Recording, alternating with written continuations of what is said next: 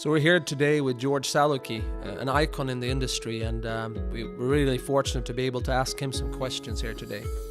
So to start off, George, what is the real potential of this business? Well, I tell a story, and I think it kind of conveys the power and potential of it without misrepresenting it. And one of the things that concerns me is that if a person comes and gets excited or thinks they want to do this, too many people go out and then test market. And what that does is they're saying the other person's opinion, if they like it, it reinforces their opinion. That's the wrong direction. I like to have people say, do you understand the potential of what you're getting involved with here? And I want that to be the first place. And how I do that is I simply say, imagine that you're a person who says, wow, I wish I had more money for my family, for things I wanted to do, the dreams, and you don't have it. You're locked into a job, it's predictable where you're going, and you kind of feel lost. And one night you're taking a walk out in the field, and you look way off in the distance, and you see a big cave, but it's lit, it's bright, it's really bright, and it's getting dark. And so you say, what's that? So you start walking toward it. As you get inside, you see this incredible glow coming out of a big hole in the ground. And you walk over to the edge of the hole and you look down, and there's all kinds of gold coins and everything down there. And a genie appears to you and says, would you like to get some of that? And you say, are you kidding? And you look around the wall and there's shovels, thousands of shovels leaning against the wall. So you go and grab one and start going down, and the genie goes, just a minute. You've been doing that all your life. How's it been going so far? Just using your own effort to make your income. This is different.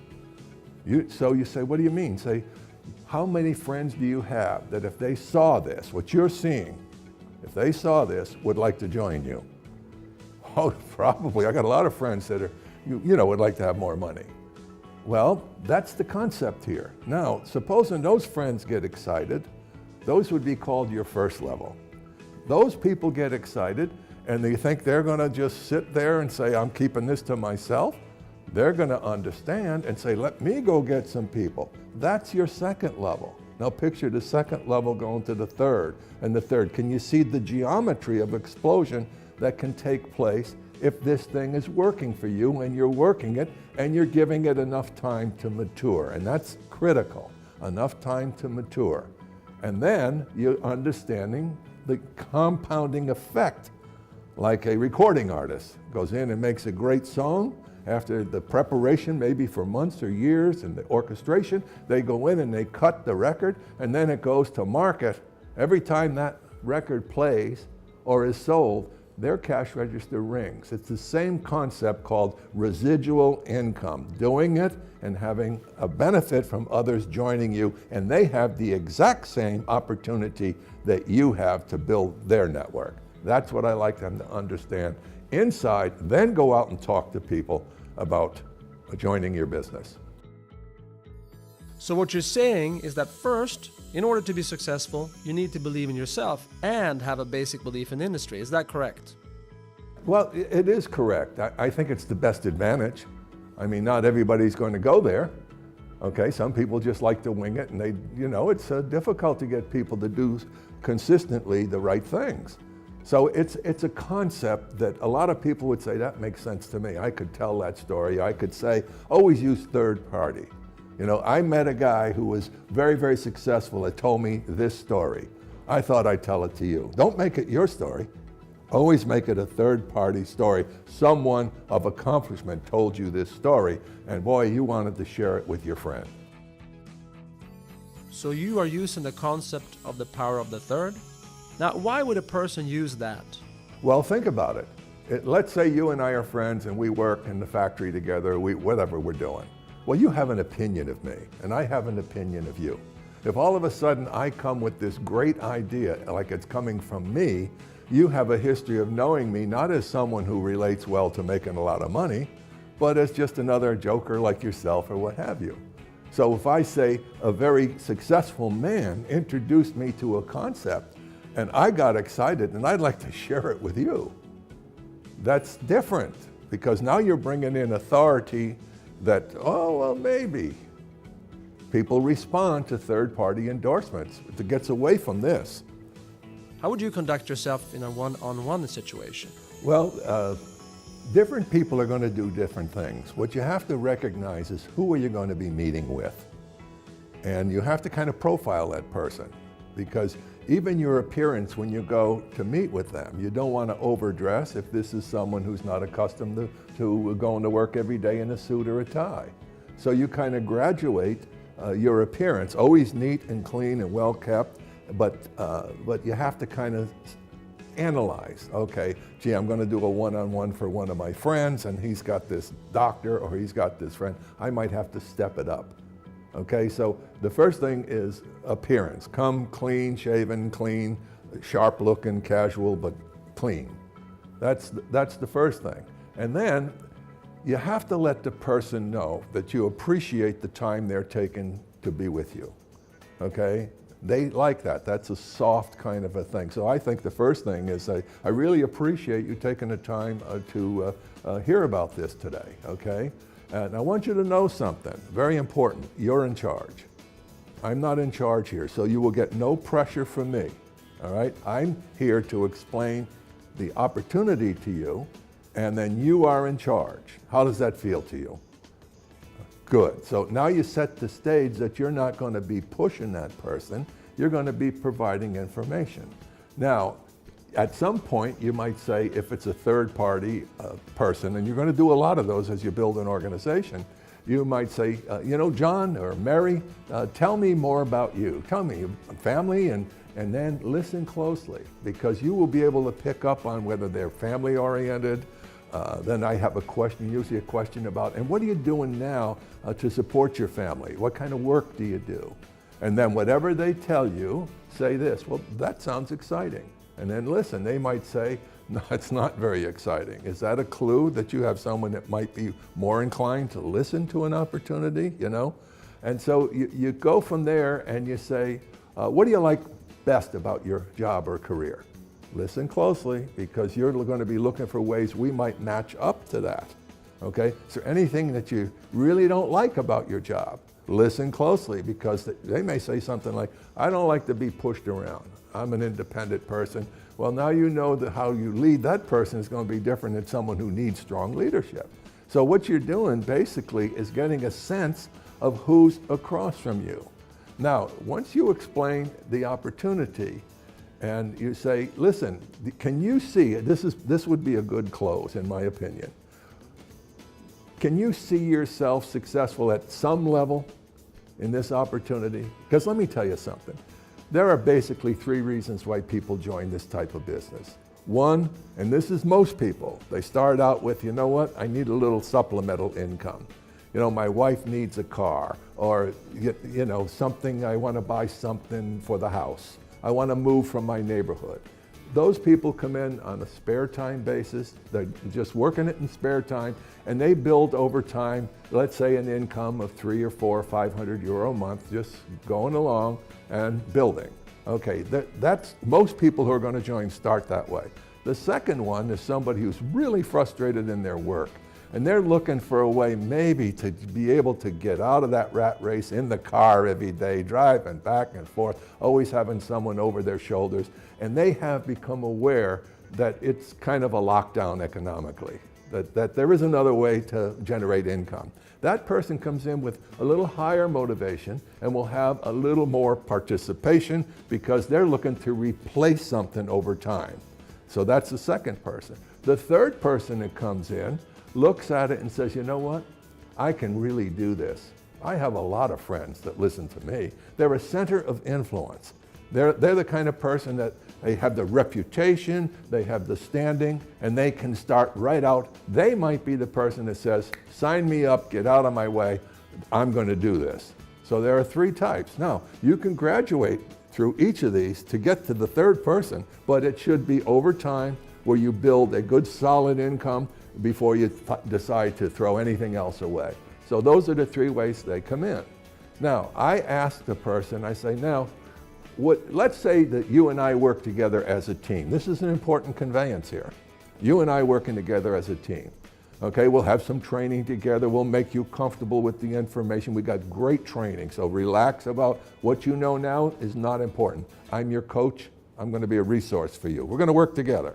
Let's say that what would be important for you to get right now if you had an extra 500 euro a month coming in? What would you think you would do with that? You might hear, whatever you hear now, pay close attention.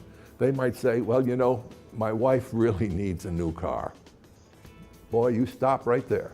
And here's what you say. Wouldn't it be great, you and I working together as a team, in 6 months to a year, we have enough income that those monthly payments are nothing. We've got it covered, 500, 600 euro a month, and that car is in your driveway for your wife. Very important question now. How would that make you feel? What you've done here is very important in psychology. You have taken something they said they would like to have. You've demonstrated that you would be there to help them get to that, and then you gave them emotional possession by the experience of it's in the driveway. How would you feel? So we attached emotion, okay? Say, well, you know what I think we should do now? I think that we should get you registered, okay, with a company number so that your business can go off and running and everything we have is available to you. Did you notice I used the word registered? I didn't say sponsor. Sponsor, there's too many connotations with sponsor that is not as soft as let's get you registered. And then any time that you get a pushback, what we call an objection, always use the feel, felt, found. I know how you feel. I had other people who felt like that, and here's what they found. Can I make a distinction for you? Always ask permission to make the distinction, otherwise you can become combative. Can you give us an example of an objection where you have used the feel, felt, found technique? Well, they might say, you know, I had a brother that got into something like this, a brother-in-law, you know, and you know, he bought a whole bunch of products and everything, and you know, he's now sitting in his garage. And I say, well, I think the first problem there might be they didn't belong in his garage. He was supposed to go out and sell them. But so, whatever the case may be, okay, there are people who have certain feelings about everything, all right? But when I find that it's something that I've dealt with, then you're going to have those situations. Then I know how you feel. I've had some other representatives feel just like you, and we made some distinctions and some further understandings, and here's what they found. So then you can offer the solution, a third-party solution. Is there anything else you would like to add, speaking about the registration process? Oh yes. What you should bring to every meeting is a printed schedule on a piece of paper that is the meetings, the trainings, and have a blank there where you can fill in, say, you and I, it's important for us to get together within the next 24 to 48 hours. What day or evening works best for you? Can we set that down? And you have a copy for yourself and a copy for that person. So it's Thursday night, yeah, I'm free after 6. Okay, let's get together and let's get started on the training, and any questions you might have, let's start working. We're gonna get that car in the driveway, or we're gonna get you on the map to success. Now, George, how would you go about that first meeting, and what are some of the things that will be important for a brand new IBO? I think the first thing is that you, as the sponsor, needs to understand how people maintain or lose interest.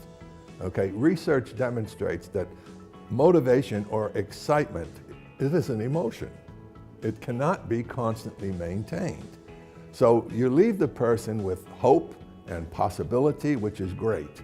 If you're not right back with that person, within 24 to 48 hours, that has dropped as low as 50% of when you left them. And here's why. Self-doubt kicks in.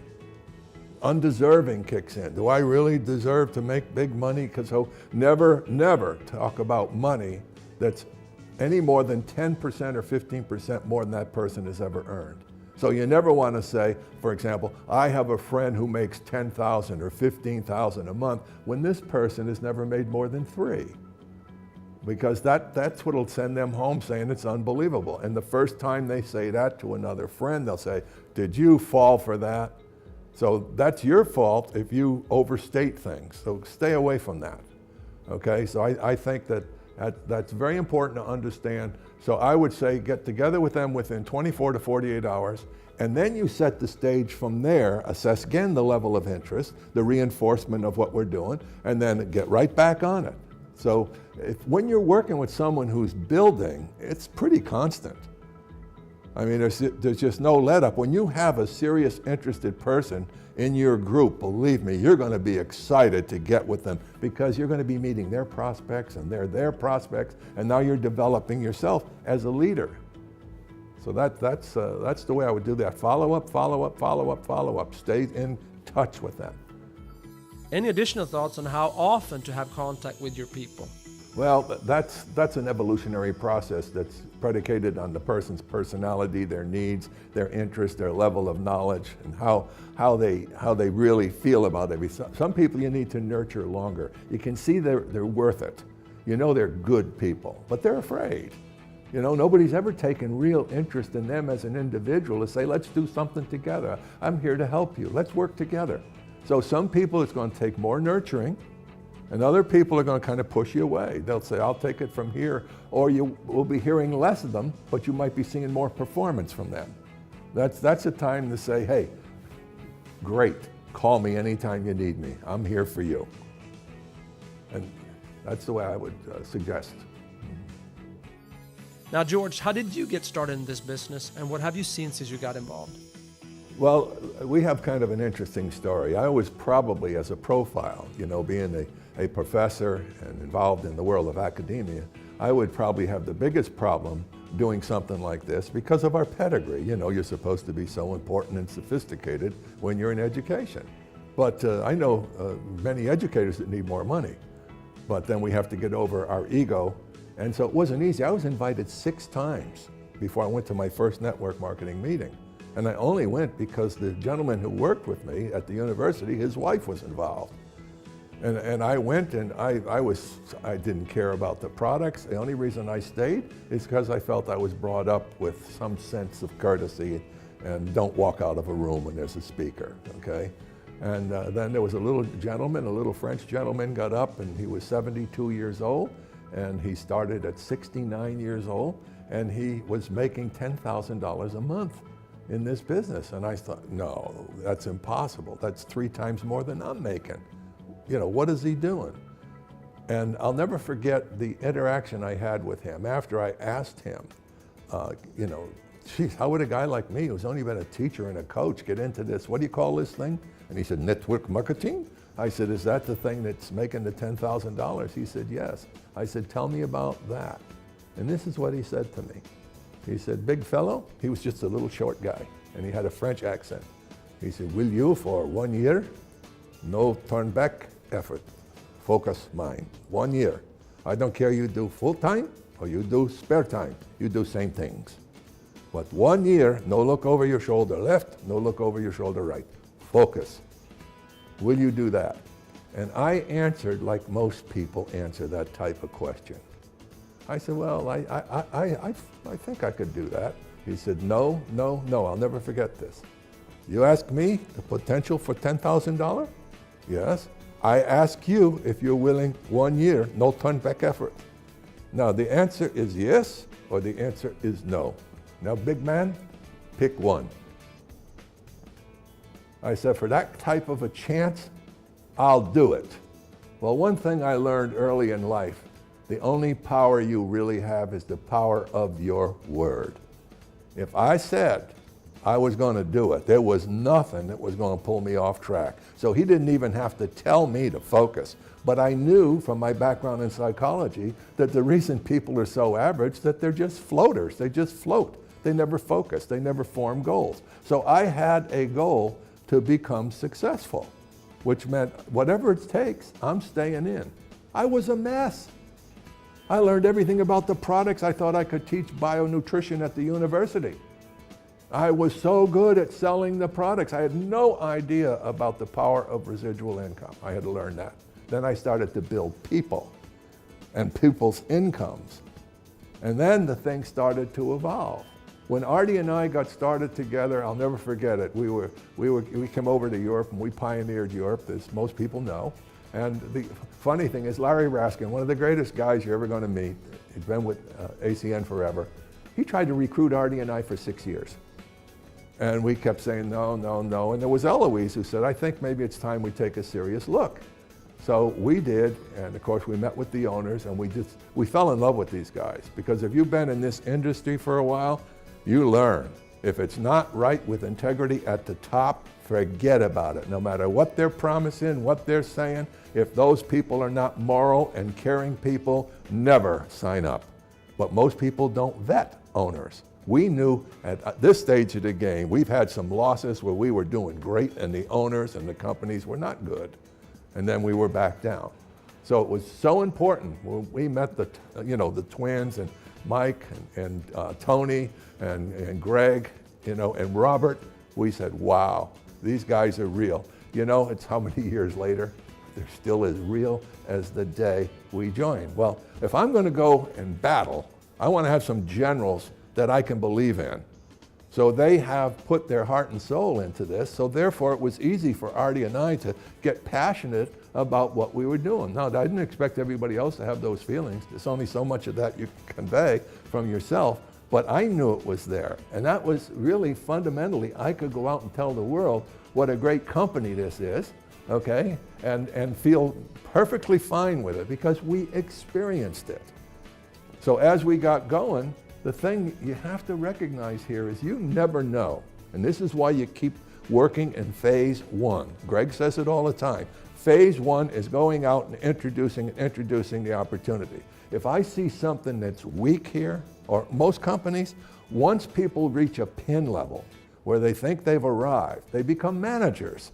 They want to keep reading their downline reports to see who else is doing something, and they stop doing the fundamentals of the business, which is introducing new people. The best thing you can do is to walk into your meeting as a leader with your prospect, introducing your prospect to your downline, not the other way around. And so many people stop doing what took them to the dance. And then pretty soon they end up saying, well, this is not right or that's not right. But the new person that comes in today doesn't have any history. All they have is you, the opportunity, they like it or they don't. So don't bring your history of negativity or questions or experiences from the past into the present because it's irrelevant. It's only in your head. You realized that you had to build people. What are the fundamentals of building people? Well, I've devoted my life to it. Okay, I've done an awful lot of counseling over the years. I've worked in the criminal justice system. I've been in the classroom. I've been passionate about seeing why so many people don't make what they really would like to have in their lives. It's massive that it's such a small percentage really do something special with their lives. And what I saw was the human potential going to waste. It's the number one resource that we waste on the planet is human potential. And so when I say building people, it's something I go after. I want to know what's stopping you. And I'm good at discovering that because I've researched it and I worked it. I want to know how you think because your thinking is creating your reality. I want to know how your thoughts create your emotions and those two create your behavior and those three create the life you have called your circumstances. If you can teach people, it's not being taught to them. Believe me, they're not getting it anywhere.